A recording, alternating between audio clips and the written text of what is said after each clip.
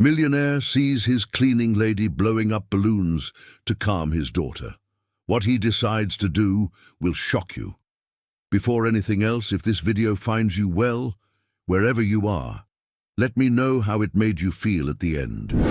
The morning sun filtered through the floor-to-ceiling windows of the Blackwell mansion, casting long shadows across the pristine marble floors of Beverly Hills' most exclusive neighborhood. Richard Blackwell, 45 years old and worth more than most small countries, stood in his Italian leather slippers, adjusting his Hermes tie before another day of board meetings and stock manipulations. His reflection in the hallway mirror showed a man who had everything and nothing. The sound hit him like a physical force. Laughter. Pure, innocent, unbridled joy echoing from somewhere deep within his 30-room sanctuary. Richard froze, his hand halfway to his briefcase. In the 8 years since his son Michael had died in that horrific car accident, no child's voice had penetrated these walls. His wife, Elena, had made sure of that before she left him, taking with her every photograph, every memory, every trace of the family they once were. Where could that be coming from? He whispered to himself, his voice barely audible in the vast emptiness. Following the sound like a man possessed, Richard moved through the house with careful steps, his handmade Oxford shoes silent against the cold floors. The laughter grew stronger as he approached the East Wing, a section he rarely visited, where the service quarters were located. His housekeeper, Maria Santos, had worked for him for 3 years, a quiet woman who cleaned efficiently and disappeared like a ghost. He knew almost nothing about her personal life, and that was exactly how he preferred it. But today, something was different. Through the crack in the partially open door to the service room, Richard saw something that made his breath catch in his throat. Maria Santos, 35 years old, with gentle brown eyes and calloused hands, was sitting on the floor with a little girl who couldn't have been older than 7. The child had the same dark hair as her mother, but her eyes held a distant quality that Richard recognized from his charity work with special needs children years ago. "Look, Sophia," Maria was saying in accented English, her voice filled with infinite patience and love. "Watch Mommy make the balloon dance." Richard watched, transfixed, as Maria twisted a simple yellow balloon into the shape of a giraffe. But it wasn't just the balloon that held his attention.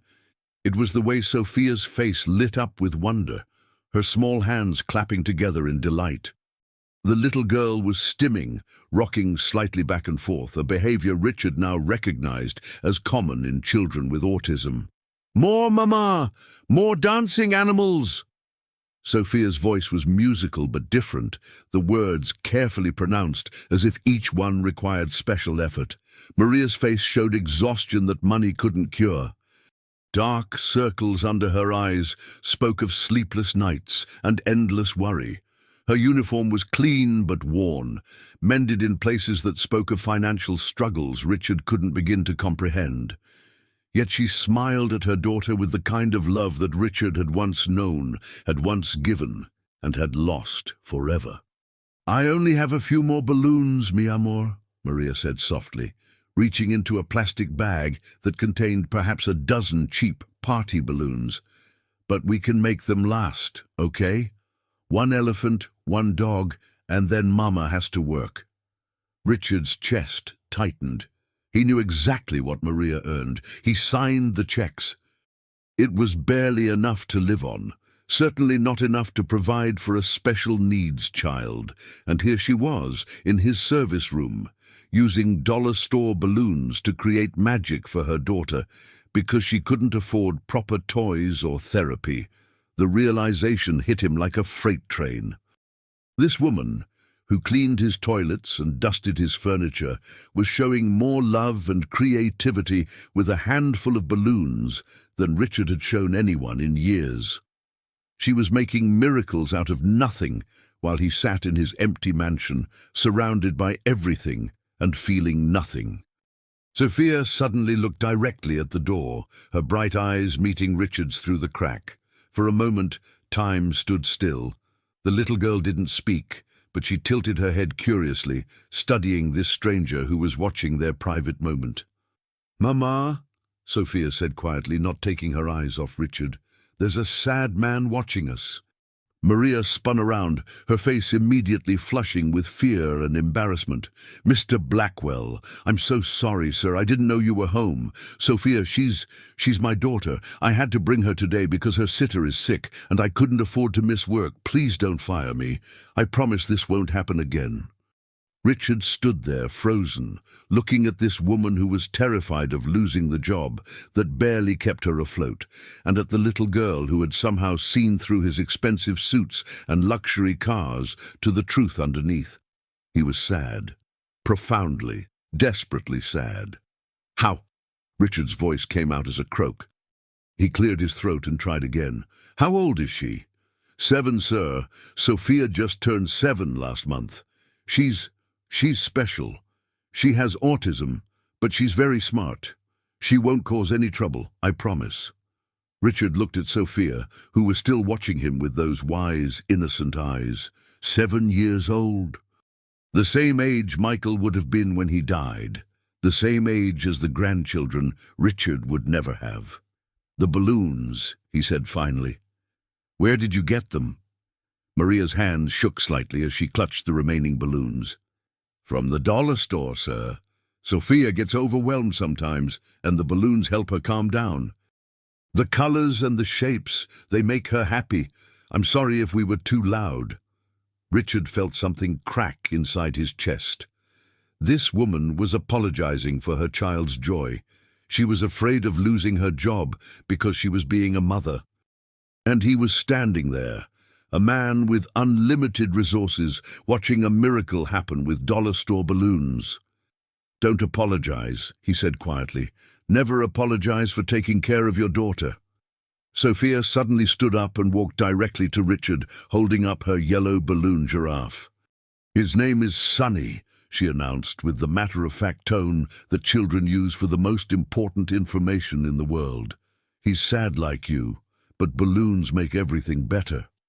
Richard knelt down to Sophia's eye level, something he hadn't done with a child since Michael died. Up close, he could see the pure honesty in her face, the way she looked at the world without filters or pretense. "Hello, Sonny," he said to the balloon, his voice surprisingly steady. "You're very beautiful." Sophia smiled, the first genuine smile Richard had received in years. "Mama makes the best balloon animals in the whole world. She's magic." Looking up at Maria, Richard saw tears threatening to spill from her eyes. She was clutching Sophia's hand, ready to pull her away at the first sign of displeasure from her employer. But Richard wasn't displeased. For the first time in 8 years, he felt something stirring in the cold space where his heart used to be. "Maria," he said, standing slowly, "I'd like to talk to you after Sophia's visit is over. Please don't worry, you're not in trouble. Quite the opposite." As Richard walked away, Sophia's voice followed him down the hallway. "Bye, sad man. Don't forget that balloons make everything better."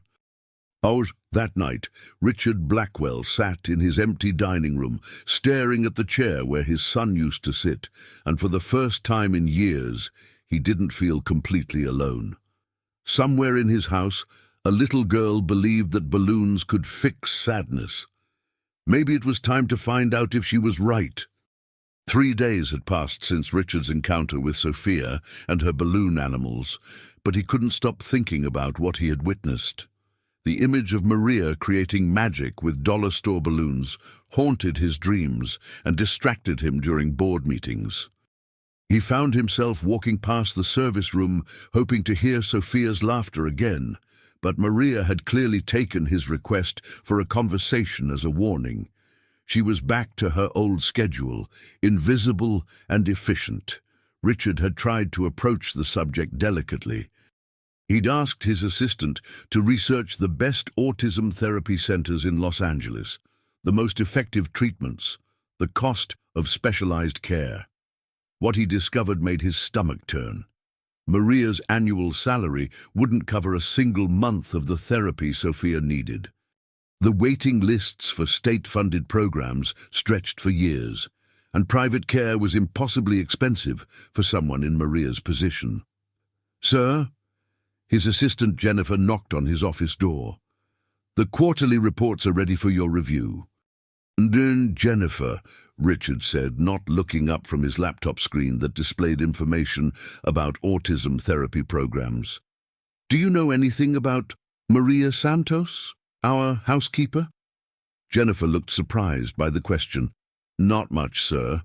She's worked for you for 3 years.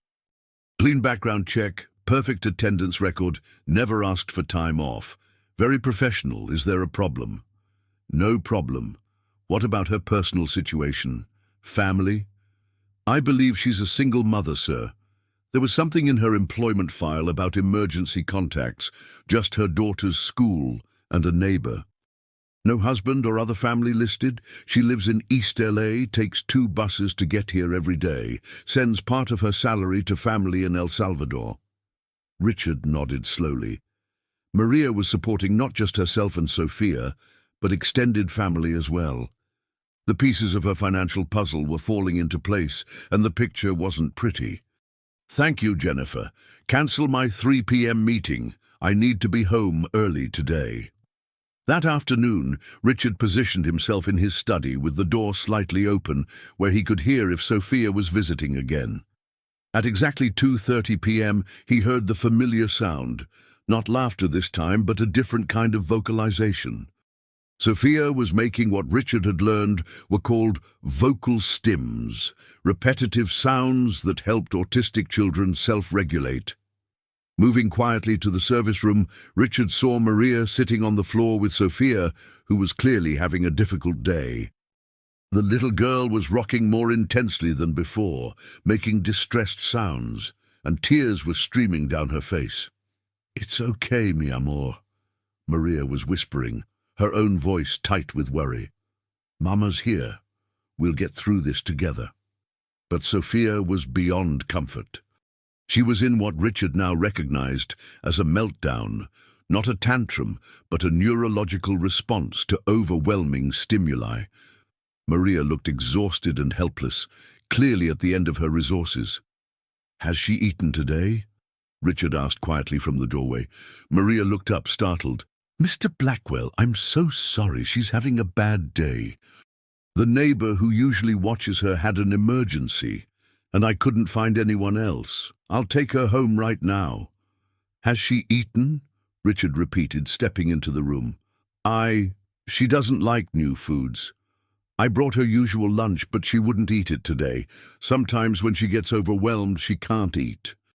Richard knelt down near Sophia, careful not to touch her but close enough to speak softly. "Sophia, it's the sad man from before. Do you remember me? I met your friend Sonny, the giraffe."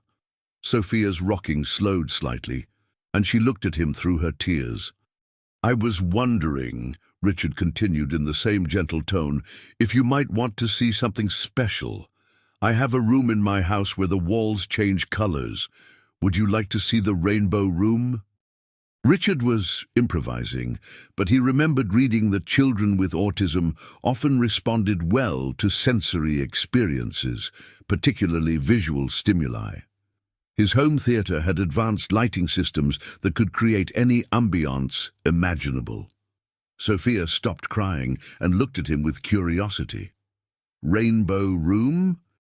"It's magic," Richard said, echoing Sophia's earlier description of her mother. "But only very special people can see it. I think you might be special enough." Maria was watching this interaction with amazement.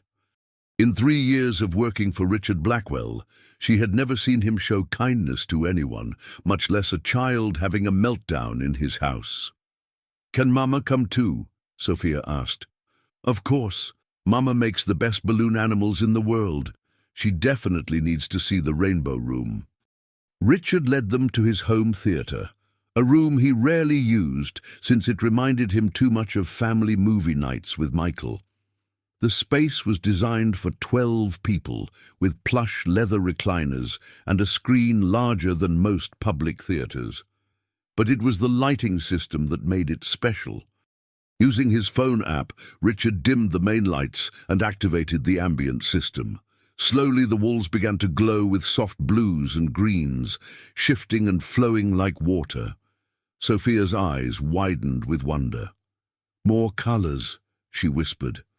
Richard adjusted the settings, adding purples and golds, making the lights dance in slow, hypnotic patterns. Sophia stopped rocking entirely, mesmerized by the display. "It's beautiful," Maria breathed, and Richard realized she was crying, not from stress this time, but from gratitude and wonder. "Sophia," Richard said softly, "would you like to control the colors?" He handed her the simplified tablet that controlled the system. With careful guidance, Sophia began to experiment, watching in delight as her touches created new patterns and hues. For the first time since Richard had met her, Sophia was completely calm and focused. "How did you know?" Maria asked quietly, sitting in one of the leather chairs. "How did you know this would help her?" "I didn't," Richard admitted. I remembered being young and thinking that if I could just make the world more beautiful, everything would be okay." They sat in comfortable silence, watching Sophia paint the room with light. Richard found himself studying Maria's profile, seeing her not as an employee, but as a person. A woman who had sacrificed everything for her child, who found joy in dollar store balloons and created miracles with whatever she had. "Maria," Richard said finally, "I want to help." Maria tensed immediately. "Sir, you're already helping. Giving me this job, letting Sophia visit when I couldn't find care." "No," Richard interrupted. "I mean really help. Sophia needs therapy, specialized care, educational support. You both deserve better than struggling every day just to survive." Maria's face flushed with a mixture of gratitude and pride. "Mr. Blackwell, you're very kind, but I can't accept charity. I work for what my daughter and I need." "It wouldn't be charity," Richard said carefully. "It would be an investment in Sophia's future, in both your futures." Before Maria could respond, Sophia looked up from the tablet. "Sad man." "Yes, Sophia. You're not as sad anymore. The colors make you happy too." Richard felt that crack in his chest widen. This child, this beautiful, honest little girl, could see changes in him that he couldn't even see in himself. "You're right, Sophia, the colors do make me happy. You make me happy." Sophia smiled and returned to her light painting, but Maria was watching Richard with new eyes, seeing something in his face that hadn't been there before. "Why?" she asked quietly. "Why do you want to help us?" Richard was quiet for a long moment, watching Sophia create beauty with simple touches on a screen.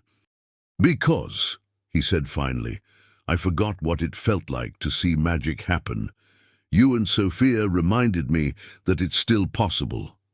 As they prepared to leave that evening, Sophia hugged Richard's leg, a spontaneous gesture that nearly brought him to his knees. "Thank you for the rainbow room, sad man. Can we come back tomorrow?" "Every day, if you want to," Richard heard himself saying. "You and your mama are always welcome here." After they left, Richard stood in his empty theater. The walls now returned to their normal, neutral color. But something fundamental had shifted. For the first time in 8 years, his house didn't feel like a mausoleum. It felt like it might become a home again. 2 weeks had passed since Sophia's first visit to the Rainbow Room, and Richard's entire routine had changed. He found himself scheduling his meetings around Maria's work hours, ensuring he was home when Sophia arrived. The little girl had claimed the theater as her special place, and Richard had quietly had it retrofitted with additional sensory-friendly features, textured wall panels she could touch, a small corner with weighted blankets, and a cabinet stocked with fidget toys and art supplies. But today felt different. As Richard entered the theater, he found Maria sitting alone in one of the leather chairs. her face buried in her hands. Sophia was nowhere to be seen. "Maria? Where's Sophia?" Richard asked, immediate concern in his voice. Maria looked up, and Richard saw that she had been crying. "She's at school today. They called me to come pick her up, but I couldn't leave work. The neighbor is getting her." She wiped her eyes with the back of her hand. "I'm sorry, Mr. Blackwell, I shouldn't be in here. I just needed a moment to—" "To what?" Richard sat down in the chair beside her, something that would have been unthinkable just weeks ago. "To think. To try to figure out how I'm going to manage." Maria's voice was barely a whisper. "Sophia's teacher says she needs more support than the public school can provide. They're recommending a special program, but it costs $12,000 a year. Even with the raises you've given me, I can't afford it." Richard had indeed given Maria several raises in the past 2 weeks, ostensibly for expanded duties that included consulting on home atmosphere improvement. It was his way of increasing her income without making it feel like charity, but clearly it wasn't enough. "There has to be a solution," Richard said. "What about scholarships? State programs?" Maria laughed bitterly. "The waiting list for state funding is 3 years long. Sophia can't wait 3 years. She's 7 now. These are the most important years for her development. Every month we wait is a month of progress she'll never get back." Richard felt a familiar fury building in his chest, the same rage he'd felt after Michael's accident, when money couldn't bring back his son. But this time, maybe money could actually solve the problem. "What if—" he began, but Maria cut him off. "No," she said firmly. "Mr. Blackwell, you've been incredibly kind to us. Letting Sophia play in your rainbow room, being patient with her when she has difficult days, treating us like family. But I won't take money from you. I won't have my daughter grow up thinking that's how the world works." "But what if there was another way?" Richard asked. "What if you worked for me in a different capacity?" Maria looked at him with confusion. "I don't understand." Richard took a deep breath. This was an idea that had been forming in his mind for days, but he hadn't had the courage to voice it until now. "I need help, Maria. Not with cleaning. I can hire a dozen cleaning services tomorrow. I need help with something much more important." He stood up and began pacing, the way he did when he was working through a complex business deal. 8 years ago, I lost my son Michael in a car accident. He was 15, smart, funny, full of life. When he died, my wife Elena and we couldn't handle the grief. She left, took everything that reminded us of him, and I let her. I turned this house into a tomb, and myself into a ghost. Maria watched him pace, seeing the pain he usually kept hidden beneath expensive suits and cold professionalism. "But then I met Sophia," Richard continued, "and she saw something in me that I thought was dead. She called me the sad man, and she was right. I've been sad for 8 years, Maria, so sad that I forgot how to live, how to feel, how to be human." He stopped pacing and looked directly at her. "Sophia is teaching me how to be alive again. You both are. And I think I might be able to help Sophia in ways that go beyond money." "I don't understand what you're asking," Maria said carefully. "I'm asking you to let me be part of Sophia's life. Officially. I want to hire you as Sophia's full-time companion and educational coordinator. Your job would be to help her develop her skills, coordinate her therapy, advocate for her needs. The salary would be enough to afford the best programs, the best care, everything she needs." Maria stared at him in shock. "Mr. Blackwell, that's not a real job.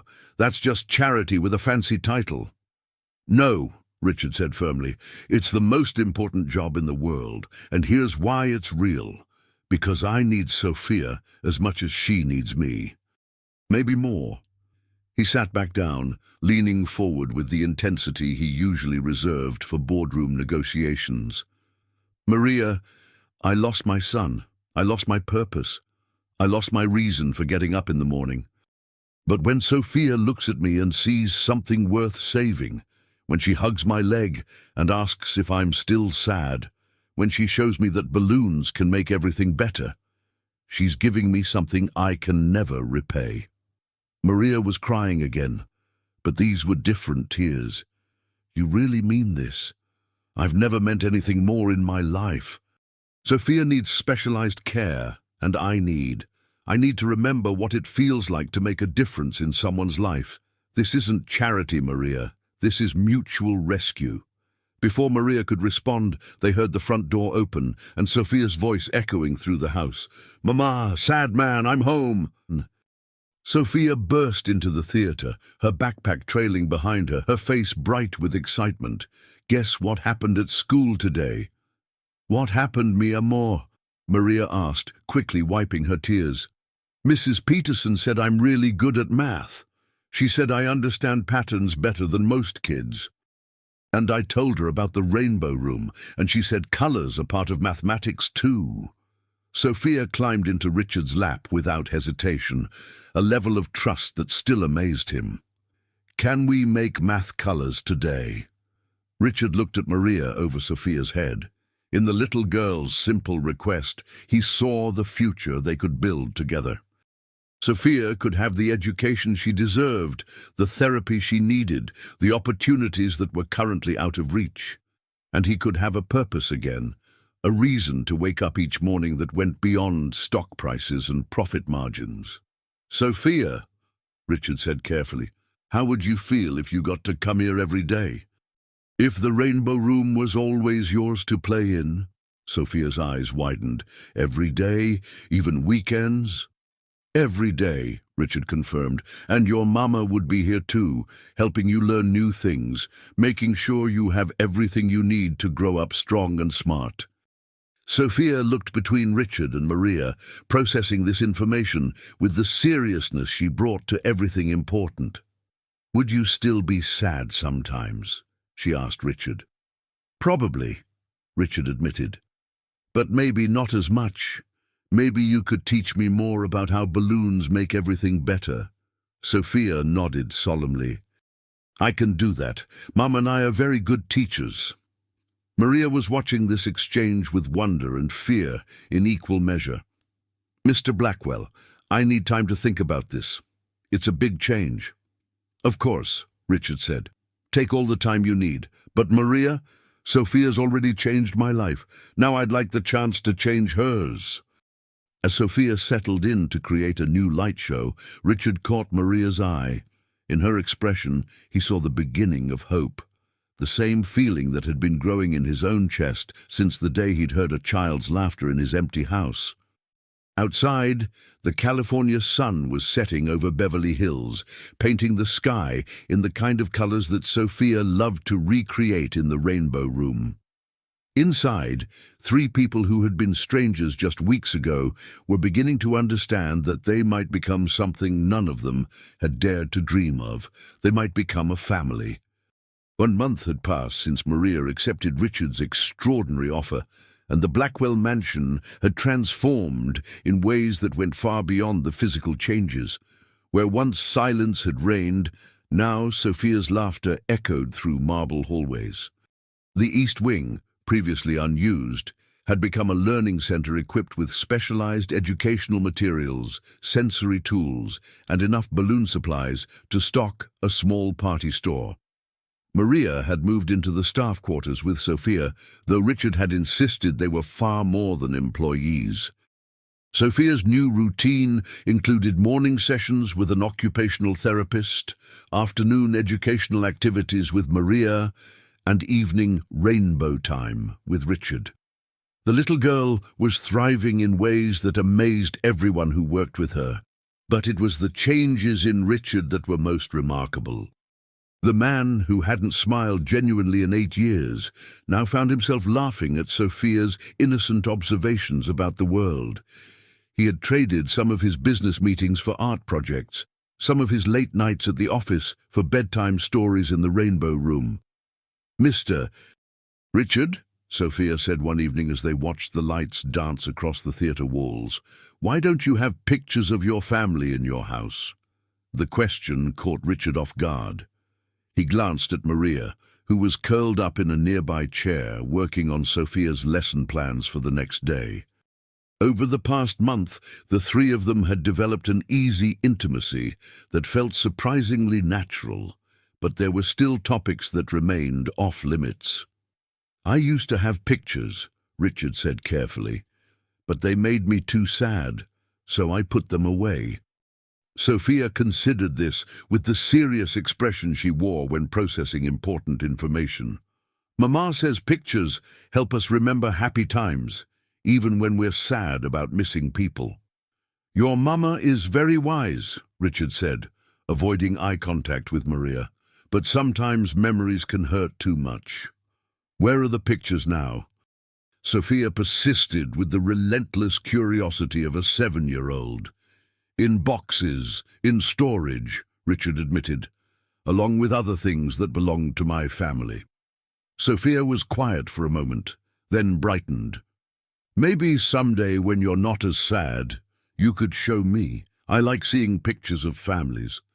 Richard felt that familiar tightness in his chest, but for the first time it wasn't entirely painful. "Maybe someday, Sophia. Maybe someday."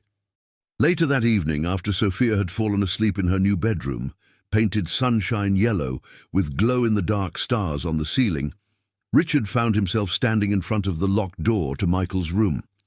He hadn't entered that space since the week after the funeral, when Elena had packed some of their son's belongings and left the rest untouched. "Couldn't sleep either." Maria's voice came from behind him. Richard turned to find her in the hallway, wearing a simple nightgown and robe that somehow made her look more beautiful than any of the designer-clad women he'd known in his previous life. "Sophia's question today," he said, "about the pictures. It got me thinking." Maria moved to stand beside him, close enough that he could smell the lavender shampoo she used. "It's okay to take your time. Grief doesn't follow anyone else's timeline. It's been 8 years, Maria. Maybe it's time I stopped hiding from my own memories." Before he could lose his nerve, Richard pulled out the key he'd carried in his wallet for nearly a decade and unlocked Michael's door. The room beyond was exactly as he'd left it. A teenager's sanctuary, frozen in time. Posters of rock bands and basketball players covered the walls. A desk still held homework assignments that would never be completed. And everywhere, the accumulated treasures of a 15-year-old's life. Maria stepped into the room behind him, her presence somehow making the space feel less like a shrine and more like a memory. "He would have been 23 now," Richard said quietly. "Just starting his real life, maybe in college, maybe traveling the world. He always talked about seeing everything, doing everything." "What was he like?" Maria asked, picking up a framed photo from the nightstand. Michael in his high school soccer uniform, grinning at the camera with the confidence of someone who believed he was invincible. "Funny, stubborn, kind to everyone, even when it wasn't cool to be kind. He would have loved Sophia," Richard said, and realized with surprise that the thought didn't bring the usual stabbing pain. He always had a soft spot for kids who were different, who needed someone to stand up for them. Maria studied the photograph, then looked around the room with new understanding. "He looks like you. Same eyes, same smile when you're really happy." "Elena used to say he was the best parts of both of us," Richard said. "After he died, we couldn't figure out how to be the good parts anymore. We only had the broken parts left." They spent the next hour going through some of Michael's belongings, his books, his music collection, his journal entries about dreams for the future. Richard found himself telling Maria stories he hadn't shared with anyone in years. Michael's first soccer goal, his terrible attempts at cooking breakfast for Father's Day, his habit of leaving encouraging notes for his parents when they were stressed about work. "He sounds like he was an amazing kid," Maria said, settling into Michael's desk chair, "and he had parents who loved him completely. That's a beautiful legacy." "I used to think the love was wasted when he died," Richard admitted. "All that energy, all that devotion with nowhere to go." Love is never wasted, Maria said firmly. It changes form, but it doesn't disappear. Look at what you've given Sophia in just 1 month. That's Michael's love, still alive in the world through you. Richard looked at her in wonder. This woman, who had every reason to be bitter about life's unfairness, somehow maintained a faith in goodness that humbled him. How did you get so wise? 7 years of raising a special needs child alone teaches you a lot about what really matters, Maria said with a smile, and about how love can transform any situation, no matter how impossible it seems. As they prepared to leave Michael's room, Richard noticed a small wooden box on the closet shelf that he'd never seen before. It was carved with initials, MB and EL, and locked with a small brass clasp. "What's that?" Maria asked. "I don't know," Richard said, lifting the box down carefully. "Elena must have left it when she packed his things. I've never seen it before." The lock was simple, easily opened with a paperclip from Michael's desk. Inside, Richard found a collection of items that made his breath catch: a silver locket, several letters tied with ribbon, and a small velvet ring box. "Richard?" Maria's voice was concerned. "Are you okay?" With trembling hands, Richard opened the locket. Inside was a tiny photograph of a baby, a beautiful infant with dark hair and bright eyes. The letters were addressed to "My darling Elena" in Michael's handwriting, dated from the months before his death.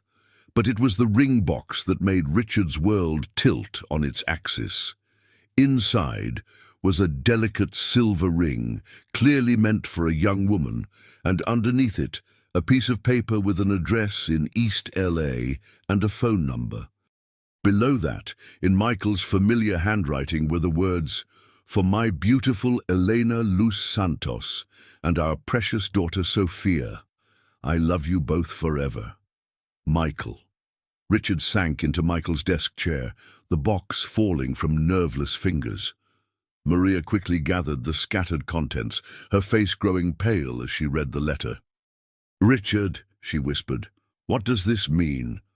But Richard couldn't speak. He was staring at the photograph of the baby, seeing features that were suddenly familiar. Sophia's bright eyes, Sophia's smile, Sophia's stubborn chin that he'd thought reminded him of someone.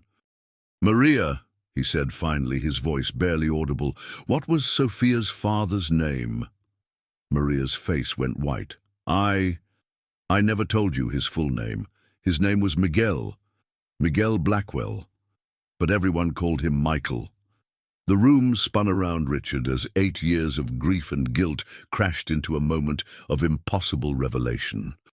Sophia wasn't just the child who had brought light back into his life. Sophia was his granddaughter.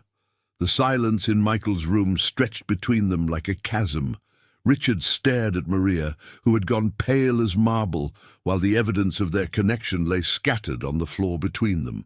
The photograph of baby Sophia, the letters from Michael to Elena, the engagement ring that had never been given. "You knew," Richard said finally, his voice hollow. "All this time, you knew who I was." Maria shook her head frantically.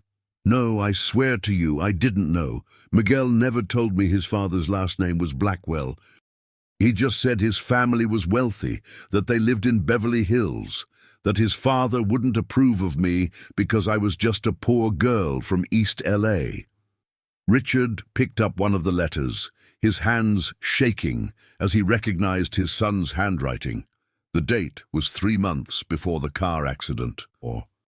"My darling Elena," he read aloud, "I can't wait to introduce you to my parents. I know my father seems cold and distant, but underneath all that business facade, he's a good man. He'll love you as much as I do when he meets you. And Sophia, God, Elena, she's so perfect. She has your eyes and your strength. I want to give her everything, starting with my name and ending with a grandfather who will spoil her rotten." Maria was crying now, tears streaming down her face. "He was going to bring us to meet you. He said he was saving money for an engagement ring, that he wanted to do everything properly, but then..." Then he died, Richard finished. And you were left alone, pregnant and scared, with no way to contact us because you didn't know who we were. I tried to find his family after Sophia was born, Maria said desperately. But Michael, he'd been so secretive about his background. He said his parents wouldn't understand our relationship, that they'd think I was only interested in his money. He wanted to prove to them that what we had was real before he introduced us. Richard closed his eyes, remembering the months before Michael's death. His son had been secretive, staying out late, making mysterious phone calls, talking about big plans for the future. Richard had assumed it was typical teenage behavior. He'd been so focused on work, so convinced that he had time to really get to know his son later, that he'd missed the most important relationship in Michael's life. He was ashamed of us, Richard said bitterly, ashamed of how cold we were, how we put business before family. He was right to keep you away. No, Maria said firmly. He wasn't ashamed. He was protective. He loved you both so much, Richard. He talked about you constantly, about how hard you worked, how successful you were, how he wanted to make you proud. He was planning to tell you about us after graduation. He wanted to have his life more figured out first. Richard picked up another letter, this one dated just 2 weeks before the accident. Elena, I had dinner with my parents last night, and I almost told them about you a dozen times. Every time my father complained about being tired, I wanted to say, Dad, wait until you meet your granddaughter. She'll give you energy you forgot you had. Every time my mother mentioned being lonely, I wanted to show her your picture and tell her that soon she'll have a daughter-in-law who makes the most amazing tamales and a granddaughter who can light up any room just by walking into it. Maria sobbed openly now. He was going to tell you. He had it all planned out. He was going to bring Sophia to meet you on Father's Day. He'd already bought the ring, written a speech about how he wanted to give you the greatest gift he could imagine. A family to love. The cruel irony hit Richard like a physical blow. Michael had died 3 days before Father's Day. 3 days before Richard would have discovered that he was a grandfather. 3 days before their family would have grown, instead of shattered. My God, Richard whispered. Elena and I spent 8 years mourning the end of our family line. 8 years, believing that Michael's death meant we'd lost our chance at grandchildren, at continuing his legacy. And all this time, Sophia was out there, growing up without us, struggling. I wanted to tell you, Maria said through her tears. When I first started working here and saw your name on the paychecks, something seemed familiar. But Blackwell isn't an uncommon name, and Miguel had called you Dad or Richard in our conversations, never Mr. Blackwell. It wasn't until I saw you with Sophia, saw how you looked at her, that I started to wonder. Richard stared at her. You suspected? Adi, the way you responded to her, the way she took to you immediately, it was like she knew you somehow. And when you offered me that job, when you insisted on helping us, I thought maybe. But I was afraid to hope, afraid that if I was wrong, I'd lose the best thing that had ever happened to us. Richard stood up abruptly, pacing to the window that overlooked the backyard where Sophia had been playing earlier. She's my granddaughter, my son's daughter. She's been living in poverty, struggling with special needs, while I sat in this house feeling sorry for myself. You didn't know, Maria said softly. None of us knew. But I should have tried harder to find out if Michael had any unfinished business, any relationships we didn't know about. I should have honored his memory by looking for the things he cared about. Richard turned back to Maria, and she saw in his face a mixture of joy and anguish that broke her heart. She's so much like him, Maria. The way she sees right through people's facades to the truth underneath, the way she finds magic in simple things, the way she makes everyone around her want to be better. She is like him, Maria agreed. But she's also like you, Richard. She has your stubborn determination, your way of making people feel protected and cared for. Even at 7 years old, she's already showing signs of the same kind of leadership that built your business empire. They stood in silence for a moment, processing the magnitude of what they'd discovered. Then Richard asked the question that had to be asked. What do we do now? How do we tell her? How do we... Maria wiped her tears and straightened her shoulders. We tell her the truth. Sophia is incredibly intuitive. She's probably already sensed that there's something special about your connection. And Richard, she deserves to know that she has family, that she's not alone in the world. But what about us? Richard asked quietly. You and me? This changes everything, Maria. You're not just someone I'm helping anymore. You're my son's girlfriend, Sophia's mother, your family. Maria looked at him with an expression he couldn't quite read. Is that a problem? I don't know, Richard admitted. A month ago, I was falling in love with a woman I thought was my employee. Now I discover that woman is the mother of my granddaughter, the love of my dead son's life. I don't know what that makes us to each other. The words hung in the air between them. Richard realized what he'd just confessed, that he'd been falling in love with Maria. And from the look on her face, she'd heard it too. Richard, Maria said carefully, Miguel is gone. He's been gone for 8 years. Sophia and I have built a life without him, as much as it broke our hearts to do it. Finding out you're her grandfather doesn't change the fact that we're all 3 of us still here, still alive, still capable of loving each other in whatever way feels right. Before Richard could respond, they heard Sophia's voice from down the hallway. Mama, Mr. Richard, where are you? I had a bad dream. They looked at each other, and Richard saw his own thought reflected in Maria's eyes. Their conversation would have to wait. Sophia needed them now. But as they walked toward the sound of her voice, Richard felt something he hadn't experienced since the day Michael died. The absolute certainty that he was exactly where he belonged, with exactly the people who mattered most in the world.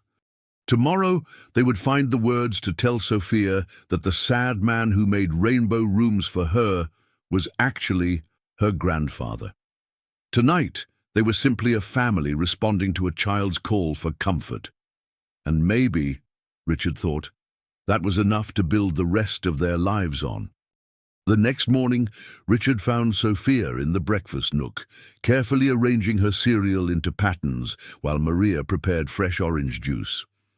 The domestic scene filled him with a warmth he'd forgotten was possible, but it was tinged now with the weight of what he knew and what he still had to reveal. "Good morning, sunshine," he said, using the nickname that had developed naturally over the past weeks. "Good morning, Grandpa Richard," Sophia replied matter-of-factly, not looking up from her cereal arrangement. Richard nearly choked on his coffee. "What did you just call me?" Sophia looked up with the patient expression she wore when adults were being particularly slow. "Grandpa Richard, that's what you are, right? Mama explained it to me this morning." Richard looked at Maria in shock. "You told her?" Maria set down the juice pitcher and came to sit beside them. "I woke up early and couldn't stop thinking about everything we discovered last night. Sophia was awake too. She said she had dreams about a man who looked like you, but younger, and he was telling her that families can find each other even when they think they're lost forever." Richard felt the familiar tightness in his chest, but this time it was wonder rather than pain. She dreamed about Michael. "She's always been sensitive to things other people can't see," Maria said softly. "I think somehow she's always known there was a deeper connection between you two." Sophia nodded seriously. "Daddy Miguel visits me in dreams sometimes.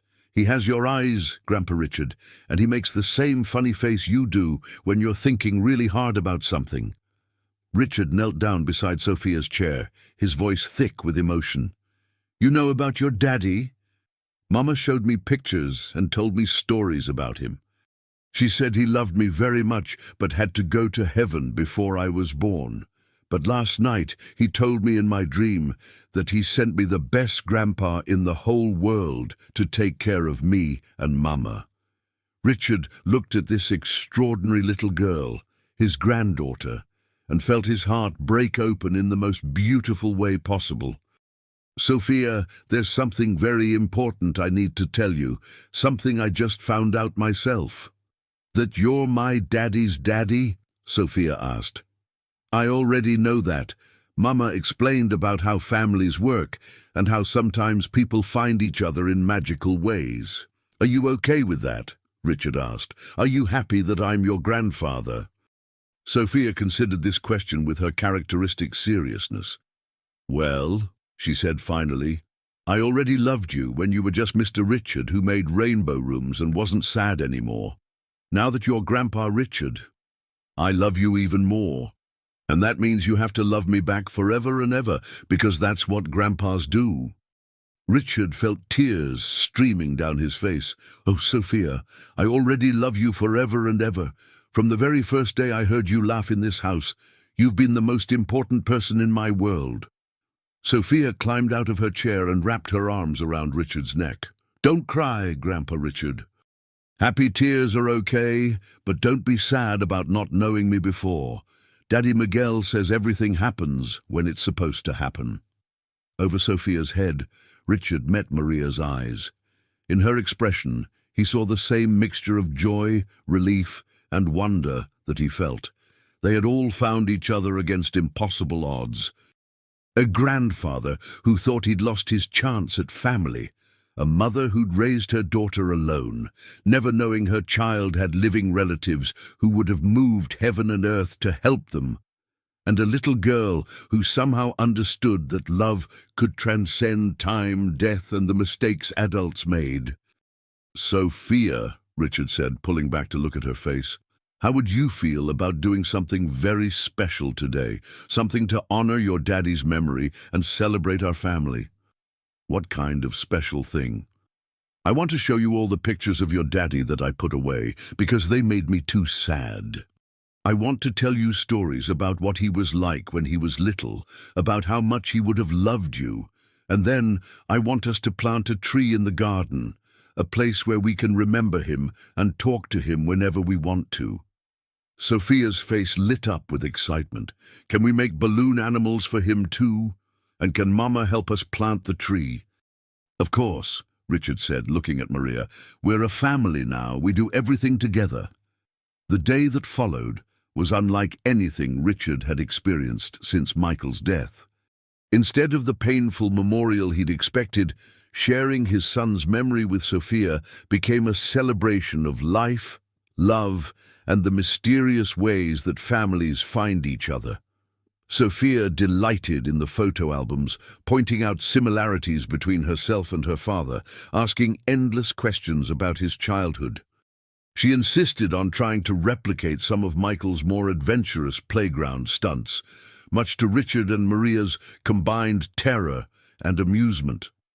When they planted the oak tree in the garden, "Because Daddy Miguel was strong like a tree," Sophia explained, she carefully arranged a collection of balloon animals around its base. "So he knows we remember that he taught you balloons make everything better, Grandpa Richard." That evening, as they sat in the rainbow room watching Sophia create light patterns that seemed somehow more magical than before, Richard realized that his life had come full circle in the most unexpected way. He'd lost a son, but gained a granddaughter.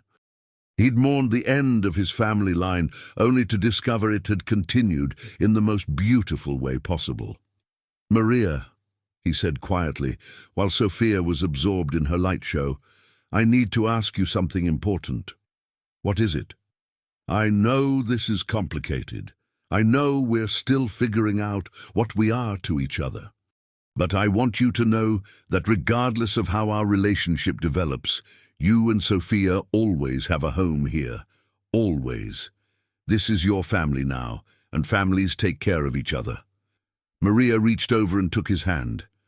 "Richard, I need you to know something too. What I feel for you isn't complicated by Sophia being your granddaughter. If anything, it makes it more clear. You're not just the man who rescued us from poverty and gave Sophia the care she needed. You're not just the grandfather who appeared when we needed family most. You're the man who looked at a little girl having a meltdown and saw someone worth saving. You're the man who turned his grief into love and shared it with us. Are you saying, I'm saying that maybe Miguel knew exactly what he was doing when he fell in love with me? Maybe he knew that someday I'd need to love his father too, and that you'd need to love the woman who gave him the daughter he always dreamed of. Richard felt the last of his defenses crumble. I love you, Maria.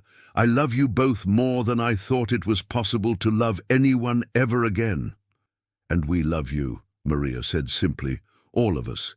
Even Miguel, in whatever way he's still with us. Grandpa Richard, Mama! Sophia called from her position at the light controls. Look! I made a heart. They looked up to see that Sophia had indeed created a perfect heart shape on the theatre walls, pulsing gently in shades of gold and rose. It's beautiful, sweetheart, Richard said. It's for all of us, Sophia announced, for our family. Daddy Miguel told me in my dream that hearts are the most important shape because they mean people belong together forever. Richard looked around at his rainbow room, transformed from a lonely man's escape into the heart of a vibrant family home. Sophia was right about balloons making everything better. But she was even more right about hearts, meaning people belong together forever. 8 years ago, Richard Blackwell had lost everything that mattered. Tonight, surrounded by the laughter of his granddaughter and the love of the woman who had brought meaning back to his life, he realized he had gained something even more precious than what he'd lost. He had gained a second chance at the one thing that truly mattered: family. Outside, the stars were coming out over Beverly Hills, the same stars that had watched over Michael 15 years ago, the same stars that would watch over Sophia for decades to come. Inside the rainbow room, 3 people who had found each other against all odds settled in to watch a little girl paint the walls with light and love. And for the first time in 8 years, Richard Blackwell's house felt exactly like what it had always been meant to be: home.